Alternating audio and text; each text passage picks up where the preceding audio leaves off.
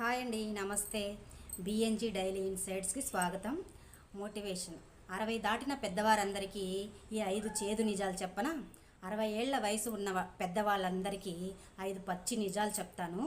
చాలామంది పెద్దవాళ్ళకి ఒక డౌట్ ఉంటుందండి. మనం ప్రేమించే పిల్లలు మనల్ని దూరం పెడుతున్నారా, లేక మనం వాళ్ళని అర్థం చేసుకోకుండా ఇబ్బంది పెడుతున్నామా అని సందిగ్ధంలో ఉంటారు కదా. మీ డౌట్లకి ఈ ఆన్సర్. 1.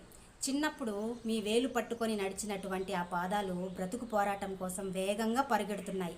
అందుకే కానీ మీ మీద ప్రేమ లేక కాదు, వాళ్ళ జీవితం కాస్త వేగంగా ఉంది, మీరు కాస్త నెమ్మదిగా ఉన్నారు, అంతే తేడా.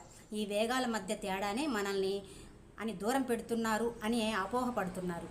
వాళ్ళకి మీ మీద ప్రేమ లేక కాదు, ఇది మీ మధ్య దూరం కాదండి, జస్ట్ కాలం చేసే మార్పు మాత్రమే. 2.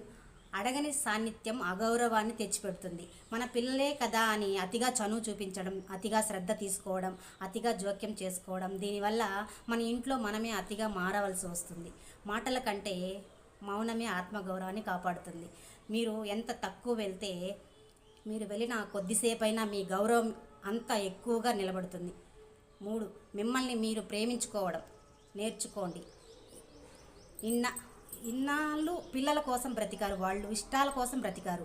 అందుకే మనకి ఎవరి లేరు అనుకోకుండా ఏమీ తోచకపోయినప్పుడు పాత పాటలు, మంచి పుస్తకాలు, పెరట్లోని మొక్కలు ఇదే మీకు మంచి స్నేహితులు. మీరు వీటితో ప్రశాంతంగా ఉంటేనే పిల్లలు కూడా నిశ్శబ్దంగా ఉంటారు. 4.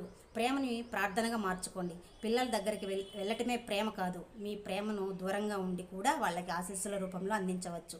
పిల్లల యొక్క జీవితంలో ఉరుకులు పరుగులు ఒత్తిడిగా కాకుండా మీరు ఒక చల్లటి నీడలా ఉండండి, మీ యొక్క ఆశీస్సులు అందించండి.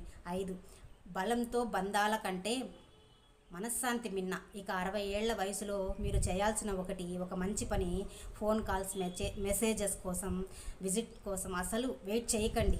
ఏ ఎదురుచూపులు ఎప్పుడైతే మానేస్తారో అప్పుడే మీ గుండెలోని బరువు దిగిపోతుంది. మీ పిల్లలు ఇంటి గడప తాకడం వదిలేశారో అంటే మిమ్మల్ని వదిలేయడం కాదు, మీరు మీ మీద చిరునవ్వుతో, మనస్సులో ప్రశాంతతతో మీ యొక్క ఆఖరి జీవితాన్ని ప్రశాంతంగా గడపండి.